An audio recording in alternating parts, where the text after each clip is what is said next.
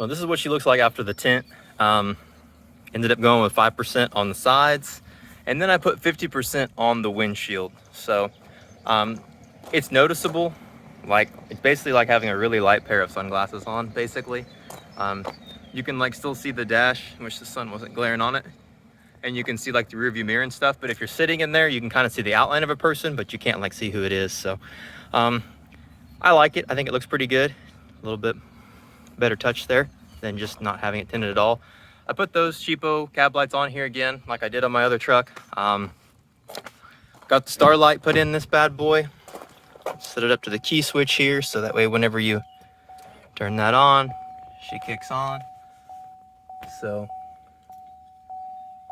a little not as bright with it being middle of the day. So obviously still waiting on my paint match parts to come back. That's why missing the flare pieces, missing my mirrors, missing my steps, but I'm trying to get some other stuff done.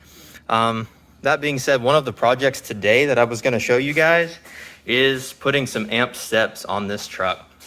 So they're pretty easy to install. They come with your wiring harness that you basically hook up to your hot and ground on your battery, run it in under your door. You use your OBD2 port, which if you don't know what that is, it's just this plug right here that all trucks have, or all the GM trucks have for sure. I assume all vehicles have them, but you plug them right into that. That's your power. Then it has a brain right here.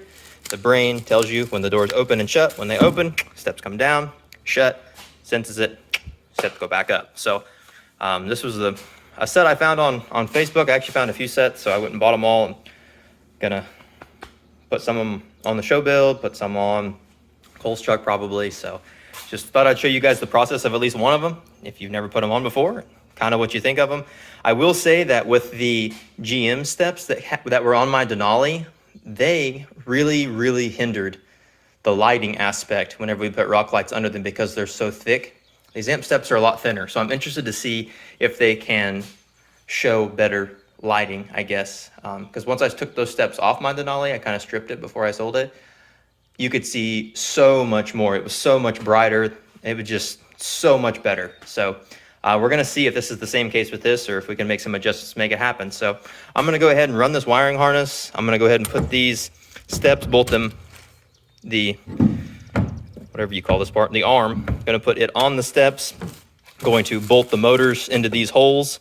I mean, it's a pretty simple process, so I'm not gonna bore you guys with it, but I will kind of show you how it goes and fill you in on anything that I find out or better ways to do it. So I hope you like it.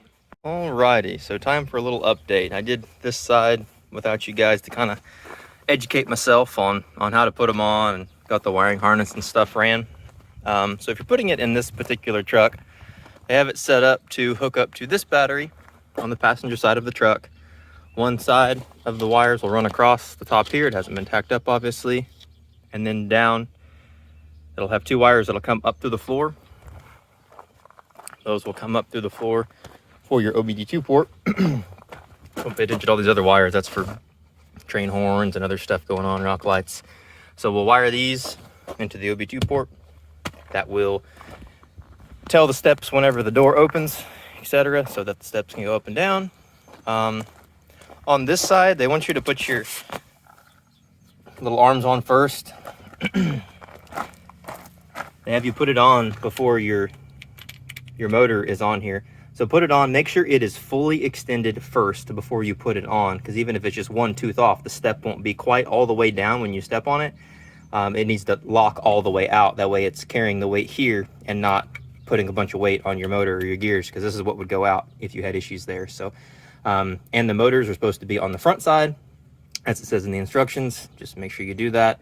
Otherwise, your wires probably won't be long enough to reach, and you'll run into some other trouble too. So anyways, these just go right over this, bolt right on, put supply bolts.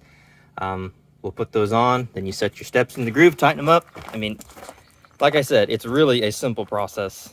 It takes a little bit of time, really, more than anything. So that's how it's working so far. I'm gonna finish getting hooked up to the battery, hooking the little brain up, getting that step on, and then I'll give you guys just a little demonstration. I'm sure you know how they work, but we'll just see if I was successful or not.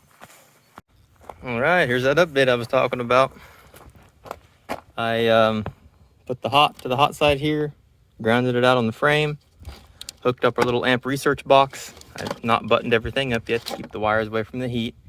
But ultimately, wires running down right there. You can see super good because my fender liners aren't in. I'll have to tack that wire up so it's not visible under there and hanging down. They come with 2 little lights that you can wire in and stick on your rocker panel here. That way you can see your step whenever you open them. But I ran the wire back, hooked it up to the motor, and now, checky. There you go. That's about as easy as it is. In the instructions, for some reason I looked at them and they said that they were level 4 on difficulty, but I mean, it's pretty basic. So if anyone wants to put steps on this fits quite a few different trucks now. Half tons 2019 through current, and the big trucks 2020 through current. So I don't know what else they might fit, but that's all the box said on this one. So you know, that's how easy it is to do. And like I said, as far as your power is concerned, you're going to need an available OBD2 port. You wire it into the wires that are in the factory harness, bring it up through that hole, wire them together, and that is it. You got some amp steps to roll around with to make it easy for other people to get in and out of, and they're pretty sleek looking on there. So hope you guys liked it, and let me know which ones you like better. Do you like the amp steps better, or do you like the GM retractable steps like I had on my silver Denali? So I definitely like these better. They're much tighter, they fit against the truck a lot closer, and it's gonna look pretty good. So anyways, hope you guys like this little install and can grab a set for yourself and get them slapped on your truck because they look pretty dope. Well, I was gonna catch back up with you guys and finish up a few things on the truck. We got a nice little kind of rainy day coming through, so haven't done anything in about a week to the truck. Still been sitting here getting stuff paint matched. Kind of got backed up a little bit. He had a hard time getting some of the things to get it finished up, but I think at this point I'm going to try to get the truck pulled in somewhere and get the wheel ring lights put on. I've got my fender liners in the back. I ended up running a few more rock lights than normal. I put 5 per fender, so we'll have 20 there.